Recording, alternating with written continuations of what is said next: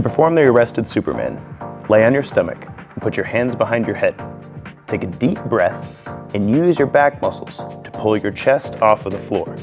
If you're able, also pull your thighs off of the floor at the same time. Breathe in on the way up, breathe out on the way down.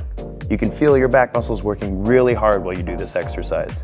Repeat with good form for your programmed reps. This exercise is called the arrested Superman.